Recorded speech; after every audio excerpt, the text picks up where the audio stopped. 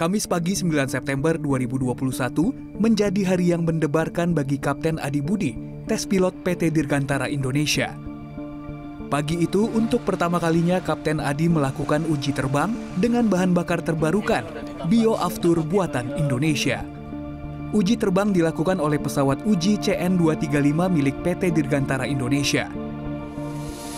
Pengujian dilaksanakan dengan mesin kanan menggunakan Bioaftur J2.4.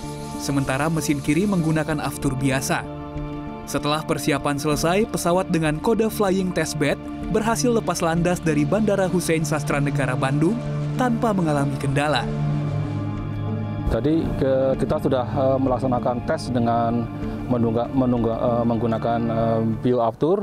Bioaftur ditaruh di wing tank sebelah kanan dan jet E1 di sebelah kiri. Jadi untuk safety-nya kita melakukan seperti itu supaya nanti kalau terjadi apa-apa emergency kita hanya masih ada satu engine yang live. Jadi kita tadi melakukan setelah start engine normal kiri dan kanan, kemudian kita take off ke area Sukabumi dan kita melakukan beberapa flight test tadi itu. Bioaftur adalah bahan bakar pesawat yang dihasilkan dari campuran minyak fosil dan minyak inti sawit. Selain menggunakan bahan baku nabati, Bioaftur juga menghasilkan emisi yang lebih bersih. Proses penelitian dan pengembangan Bioaftur Indonesia tidaklah singkat. Adalah Profesor Subagjo, Guru Besar Teknik Kimia Institut Teknologi Bandung, yang telah meneliti katalis selama 35 tahun. Awalnya Subagjo diminta membantu Pertamina dalam seleksi katalis impor. Pada 2003, Pertamina mengajak Subagjo bekerja sama untuk membuat katalis dalam negeri. Hingga akhirnya lahirlah produk bahan bakar seperti katalis merah putih, termasuk Bioaftur. Katalis adalah bahan kimia yang digunakan dalam pengolahan minyak.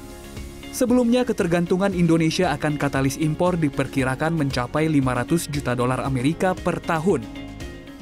Ada yang dari kelapa sawit itu bisa dihasilkan dua jenis minyak. Minyak sawit yang diperoleh dari sabutnya, dan minyak inti sawit itu adalah minyak yang diperoleh dari kelapanya ini. Nah, di dalam minyak sawit itu komponen utamanya adalah ester dari asam palmitat. Itu. Ya, kalau minyak inti sawit komponen utamanya adalah ester dari asam laureat. Gitu. Nah, gambar atau rumus molekul dari asam laureat itu seperti ini. Nah, kalau mengubah dari asam laureat menjadi bahan baku aftur itu sebetulnya cukup untuk menghilangkan ini aja CO2 yang ada di ujung dari molekul asam laureat itu. Kalau CO2 ini disingkirkan, maka akan terbentuk hidrokarbon seperti ini, ya, yang disebut undekana. Dan ini adalah komponen utama di dalam aftur. Saat ini Pertamina baru memproduksi Bioaftur dengan kandungan minyak nabati 2,4%.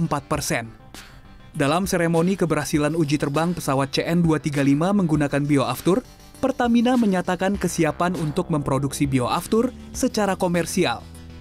Namun, Pertamina membutuhkan dukungan kebijakan dari pemerintah. Bicara tentang kesiapan, keberlangsungan, tentu kita harus melihatnya secara value chain secara utuh.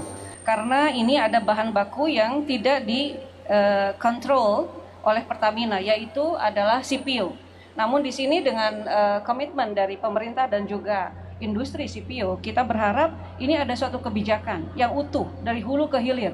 Bagaimana supaya program ini sustain, continue. Kalau nanti sekarang mulai 2,4, nanti 5, kemudian 10 terus bertambah, tentu kita harapkan ada suatu komitmen baik itu volume yang memang dialokasikan untuk Bioaftur ini, dan yang kedua adalah komersialisasi.